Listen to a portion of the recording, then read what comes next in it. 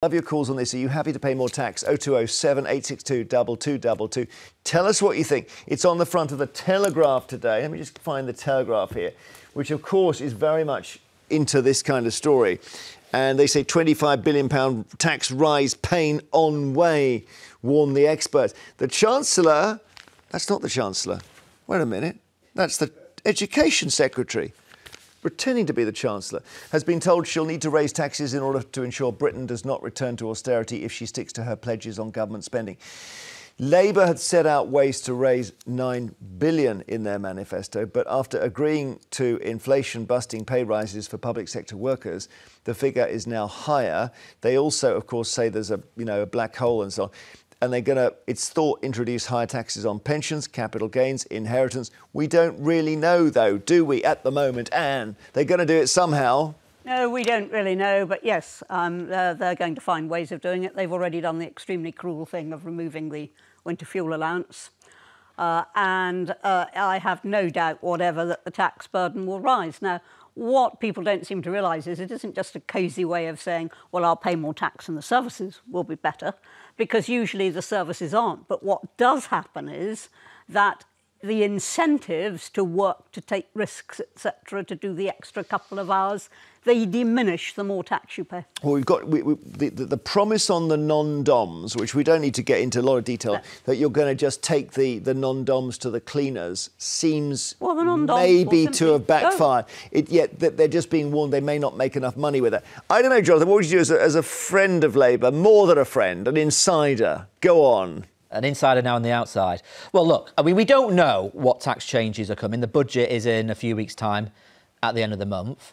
The government say, and I agree with them, I'm a Labour guy, that they've inherited a burning skip in the public finances, this vast £22 billion black hole because of the mess the previous lot left behind, which they've got to clear up. They've made commitments of no increase on income tax, national insurance, and other commitments that they made in the manifesto. So they've tied themselves down on some tax changes. But that means that there's all this speculation now about other potential tax reforms. But we will see. We know that Rachel Reeves has got to balance the books. She's got to fix the problems in public services. Reform sounds like improvements, tax rises, and not necessarily reforms. But I don't know, if you can't raise anyone's income tax, you don't have that many options. You go to employers. Employers will be clobbered. Employer national insurance contributions, or you maybe go to inheritance tax. But do you raise a lot of money with that? I don't know. I mean, the big tax raisers are income tax, national insurance and VAT. I think that raise and corporation tax, that's around 75% of the tax take. Rachel Reeves and Keir Starmer have tied themselves down and made very clear commitments on those. So it does mean they look at all these other tax reliefs and bits of the tax system. I don't know. I'm not on the inside. No, but what would you do if you were them? What would I what would I do? I tell you what, one of the things I would do, and you're going to think I'm dodging the question here, and I suppose I am. I suppose I still am a politician, not a TV personality, like what Wikipedia says. I think you've got to get better at getting more people back to work. I think we need a programme of welfare reform. Since the pandemic, we have not recovered our employment rate compared to other G7 countries. And I think there are reforms to welfare we can do to get more people to work. That will also improve the public finances. You could also not give the train drivers a pay rise. But hang on. I don't understand why you did that. Well, the level of pay rise that you gave them, rather than a pay rise, but the level of pay rise. Because a Labour government believes that workers deserve fair pay for doing a decent day's work. And by the way, we have all these crocodile tears from the Tories. Take it from the pensioners. Hang on a minute. We have crocodile tears from Tory MPs on this. When these were pay agreements which are left on the shelf by a lot of the Tories, and they knew that it would be Labour who would, and we do need the trains to run in the end, Anne. I mean, of course we need the trains to run. It was carnage before.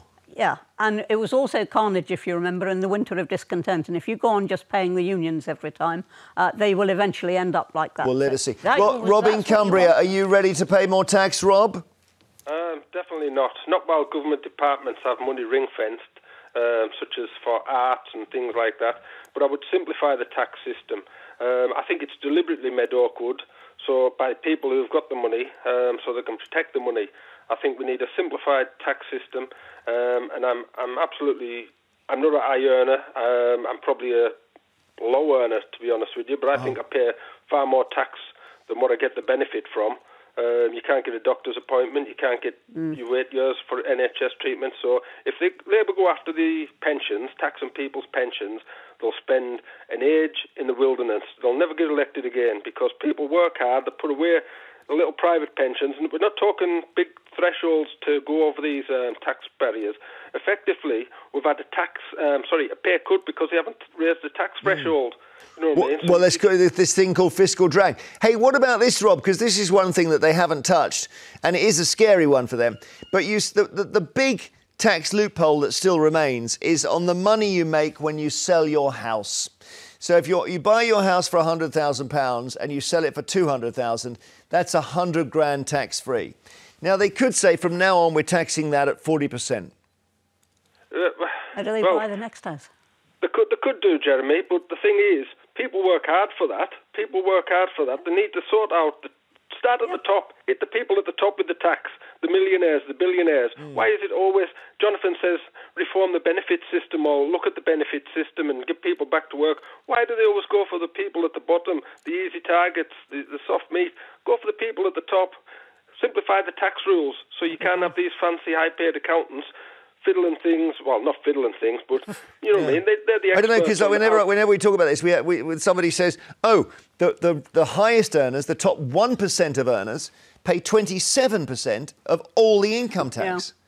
So I don't know whether you can get any more out of them. And you don't want them to go either. Well, they're not going to go anywhere. Where are they going to go? No, somewhere. No, it's a nonsense to say they're not going to go. We've had that before. They can't go to the when EU there have been high anymore. taxes. Yeah, well, thank goodness. We've had this frequently before. There's been what is called the brain drain. But what it really means is not the brains going. What it really means is those who are highly successful and are creating jobs go. Is there a danger, Jonathan, that if Labour really pump this, that we lose Rod Stewart? We did I don't know if you remember, in the 70s, all those artists left. You weren't even born, probably. Born in 1978. Yeah, OK. So I remember, they would say, the Stones have moved to France, Rod's moved to America.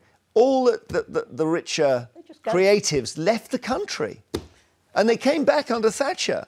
I mean, you always hear these arguments from... And I do think if you've got broader shoulders, you should be expected to pay a bit more. What if they don't think? But the issue is, I mean, what you've sort of hit the nail on the head, in as much as, well, you hear a lot of people talk about let's have wealth taxes and so on. The truth is, if you want to get more money in, you have to come lower down the income scales because you cannot get all the money from, you know, these big millionaires and billionaires. It just because it doesn't work. It just doesn't work like that. So when you say tax wealth, that often means taxing assets. So if you bought your house in London 30 years ago for 10 bob, because we return to that phrase, right? 30, 40 years ago in London, it's probably worth a fortune now. Well, I've got a relative. Okay, let's give an example. I got a relative who bought a house for £5,000 in 1964. It's now worth £3.5 million. Yeah. And now you could tax that. But that doesn't mean that you've got thousands of pounds lying around in the bank to pay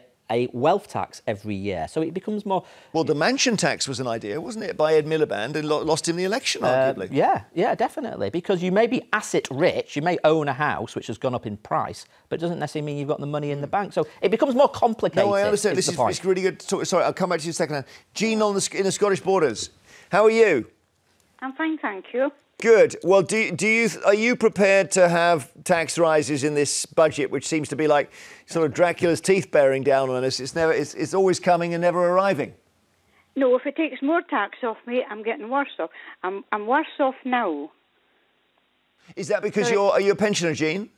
I'm 85. I'm a pensioner. Okay. And my old age pension went up by, say, £23 roughly. But they took an extra £28 tax off my post office pension. Yeah. So I'm worse off instead of being better off. Well, I mean, that actually is not Labour, is it? That's you've drifted into a tax bracket. Yeah. But then we have to get another big rise in April again. Yeah. So I'm going to be worse off again. It's so weird. The pension goes up, so you pay more tax. Yeah. But you can't be worse off than you were before. You won't be worse off because you don't pay 100% tax. No. So you won't be worse off. But why didn't you, as in Labour, say, like the Tories, at no point will the state pension be subject to income tax. Well, I mean, the problem is, there used to be a separate tax threshold for pensioners, and I think George Osborne got rid of it. But anyway, I know that's back in the distant past now.